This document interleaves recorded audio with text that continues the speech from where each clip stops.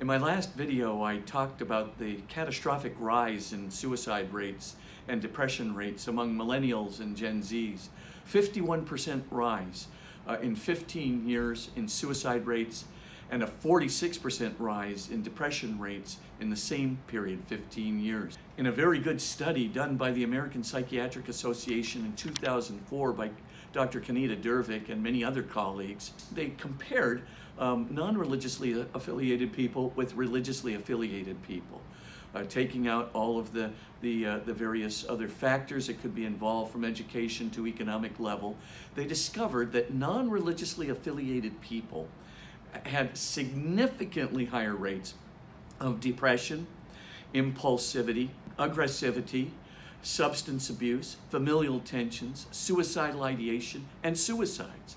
Now, that obviously makes a direct correlation between the loss of God on the one hand and an increase in depression and suicides on the other, precisely what was shown in these two recent studies showing the 51% increase in suicide and 46% increase in depression.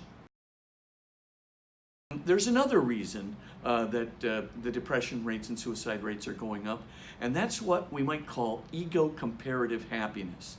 There are several studies which show that as people become much more involved in defining their happiness and their view of success in terms of who's achieving more, who's achieving less, who's got more power, who's got less power, who's more popular, who's less popular, who's more intelligent, less intelligent, more athletic, less athletic, more beautiful, less beautiful, etc.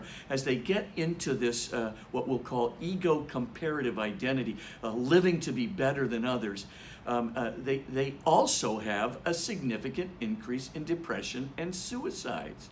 Now, if we correlate this with the loss of God, we could maybe make the following conclusion: that as ego-comparative identity increases and as religious belief decreases, we can show a direct correlation with the depression rates and the suicide rates, and especially these catastrophic rise in those rates among millennials and Gen Zs. But as they start practicing their faith, their depression levels and their suicide levels will go concomitantly down. More on that in my next videos.